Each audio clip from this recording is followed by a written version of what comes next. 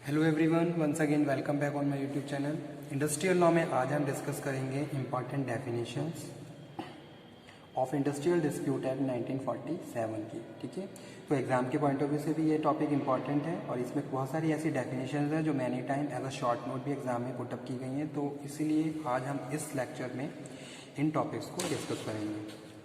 So let's cover important definition of industrial dispute act. इससे पहले मैं आपको बता दूं about the industrial dispute act क्या है, क्यों इसको कंस्टिट्यूट किया गया, उसके पीछे क्या रीज़न थे, क्या इसका मेन ऑब्जेक्टिव था।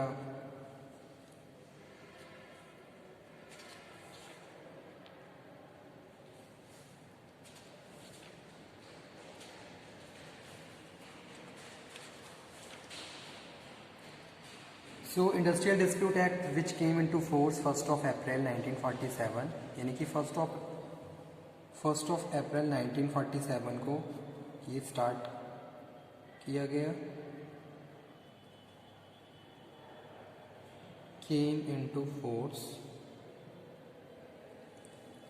with this is a number of new principles relating to the industrial relations had been introduced in the country like। ठीक है, तो इस एक्ट में जो इंडस्ट्रियल डिस्प्यूट की हम बात कर रहे हैं, इंडस्ट्रियल रिलेशन पे ध्यान दिया गया है कि भाई वर्कर्स और मैनेजमेंट के बीच इंडस्ट्रियल रिलेशन हेल्दी होनी चाहिए। तो इसके लिए बहुत सारे प्रोविजंस बनाए गए under the industrial dispute act, और वो प्रोविज़न जो कि रिलेटेड थे वर्कर से एज वेल एज रिलेटेड थे एम्प्लॉयर से, उन पे इम्पोज किए गए ताकि कोई भी कॉन्फ्लिक्ट डिस्प्यूट ना हो। और अगर कोई भी कॉन्फ्लिक्ट डिस्प्यूट है भी, अगर हो भी रहा है तो उसको किस तरीके से गिवन टाइम पीरियड में या कम उसको सेटल किया जा सकता है, रिजॉल्व किया जा सकता है। तो इससे रिलेटेड बहुत सारे प्रोविज़न इंडस्ट्रियल डिस्प्यूट में बनाए गए और उनको एस्टेब्लिशमेंट में इम्पोज किया गया। ठीक है, तो एक तरीके से इंडस्ट्रियल डिस्प्यूट एक्ट में परमानेंट मशीनरी यानी कि एक तरीके से स्ट्रक्चर बनाया गया जो कि काम करती है एक मशीन्स की तरह, यानी कि जो अथॉरिटीज़ हैं एक मशीन्स की तरह काम करती हैं। और अगर कोई भी इस तरीके की प्रैक्टिस जो कि डिस्प्यूट या कॉन्फ्लिक्ट से रिलेटेड है तो वहाँ पे प्रॉपर इन्वेस्टिगेशन, सेटलमेंट और रिजोल्यूशन किया जाता है। उसके लिए हायर बोर्ड को कंस्टिट्यूट किया गया है, हायर अथॉरिटीज़ बनाई गई हैं। तो ये सारे डिस्कशन हम करेंगे इस एक्ट के अंदर। ओके, तो साइलेंट फीचर क्या थे? The act apply to industry where there are carried on the private sector और पब्लिक सेक्टर।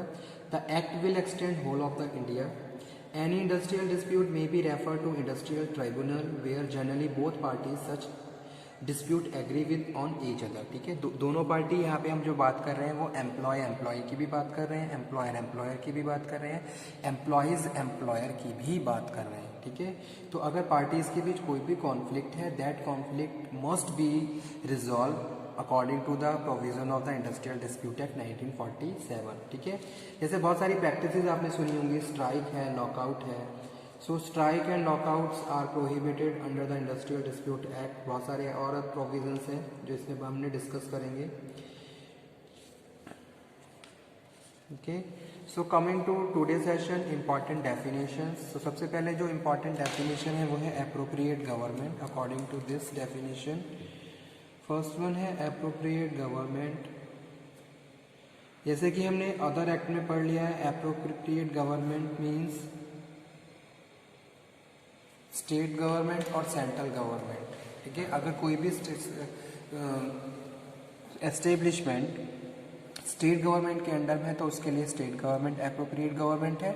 अगर कोई भी एस्टेब्लिशमेंट सेंट्रल गवर्नमेंट के अंडर में रन हो रही है तो उसके लिए सेंट्रल गवर्नमेंट क्या है? एप्रोप्रिएट गवर्नमेंट है।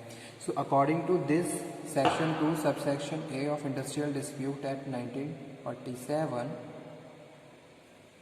appropriate means central government in relation to the industrial dispute concerning any industry carried on authority of the central government, railway company concerning any controlled industry, dock labor board established under the section 5A, industrial finance corporation of India, employee state insurance, board trustees constituted under the section 3A, coal mine provident fund, Central Board of Trustee and State Board of Trustee constitute the section 5A, Indian Airlines, Life Insurance Corporation, Oil and Natural Gas Commissions, established under the section 3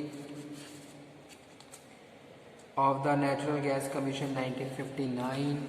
ठीक है, तो इस तरीके से ये सारी क्या है, सेंट्रल गवर्नमेंट क्या है, एप्रोप्रिएट गवर्नमेंट है according to the specified industries.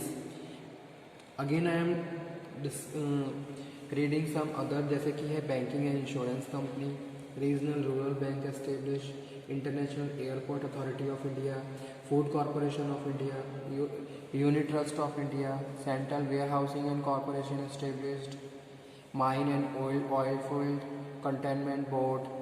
तो ये सारी क्या है, एप्रोप्रिएट गवर्नमेंट है, इनके लिए सेंट्रल गवर्नमेंट। सो यहाँ पे मैं लिख भी देता हूँ अब, appropriate government means the central government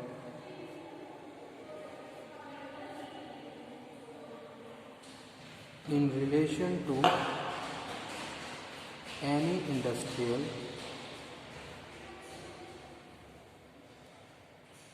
dispute concerning।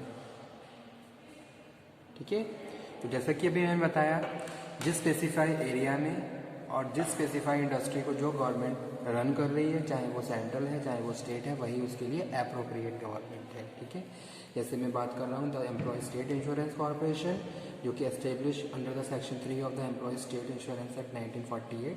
Central government is the appropriate government for ESI corporation. Okay, second definition है एवरेज पे। एवरेज पे क्या है, according to industrial dispute act, average pay section 2 सब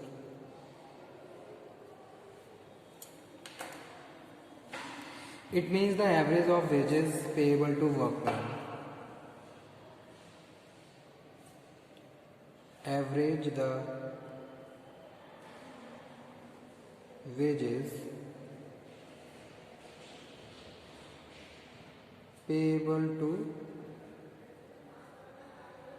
workmen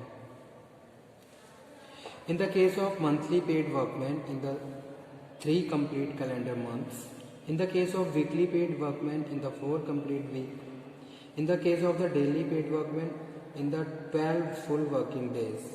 This period of 3 months, 4 week and the 12 working days must precede the date on which the average pay become payable to the workman, provided he had worked during the period as the case may be. Where such calculation cannot be made, the average pay shall be calculated as the average of the wages payable to the workman during the period of actually worked। ठीक है, तो उसको हम क्या बोलते हैं, average पे बोलते हैं। थर्ड जो डेफिनेशन है that is related to award, section 2 subsection V। It means an interim or final determination of any industrial dispute or any question relating thereto by any labor court, industrial tribunal or national tribunal. It also include arbitration award made under the section 10A। ठीक है, तो यहाँ पे हम बात कर रहे हैं कि भाई अगर कोई भी डिस्प्यूट बढ़ रहा है, ज़्यादा हो रहा है, तो उसको ट्राइब्यूनल यानी कि जो अथॉरिटीज़ है वहाँ पे उसको भेजा जाता है। ठीक है, वहाँ पे प्रॉपर इन्वेस्टिगेशन सेटलमेंट होता है, जहाँ पे डिस्प्यूट को अवॉर्ड किया जाता है, तो वो यहाँ पे हम बात कर रहे हैं।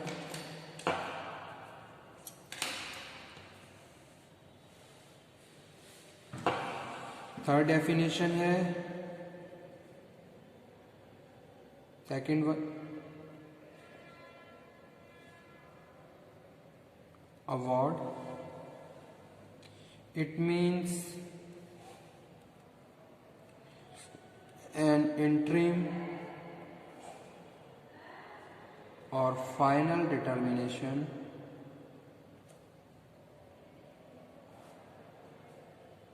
of any industrial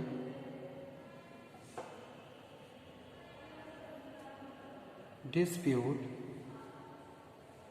or any question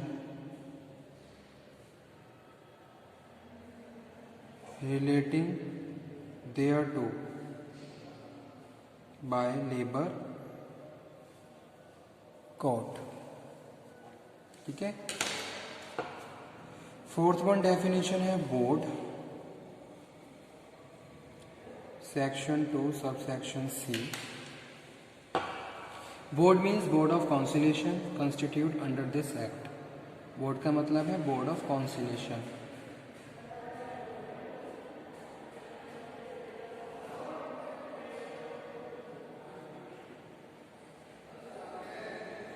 constitute under this act, ठीक है। बोर्ड ऑफ काउंसिलेशन में बहुत सारी अथॉरिटीज़ होती हैं जिनको अपॉइंट किया जाता है बाय द एप्रोप्रिएट गवर्नमेंट, और वो इंडस्ट्रियल डिस्प्यूट के लिए काम करती हैं। उसके बाद फिफ्थ नंबर पे जो डेफिनेशन है वो है conciliation officer.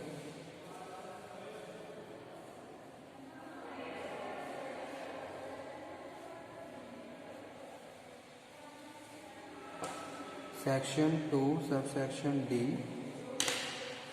Conciliation officer means the conciliation officer appointed under this act. Appointed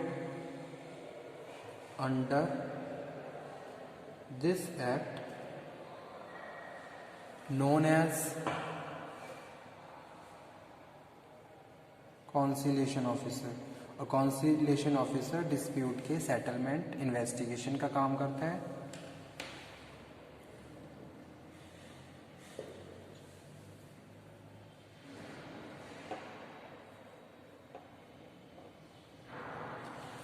उसके बाद नेक्स्ट जो डेफिनेशन है सिक्स्थ वन, जो कि है controlled industry. Controlled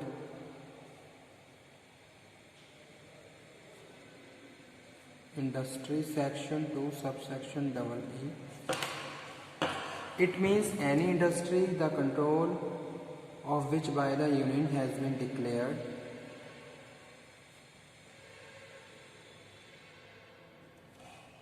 any industry the control of which by union has been declared by any central act to be expedient in public interest, ठीक है। तो इसको हम क्या बोलते हैं? कंट्रोल्ड इंडस्ट्री का मतलब होता है it means any industry control of which by the union has been declared, जिस पे यूनियंस होती हैं, ठीक है। तो उसको हम कंट्रोल्ड इंडस्ट्री बोलते हैं। Okay student, thank you.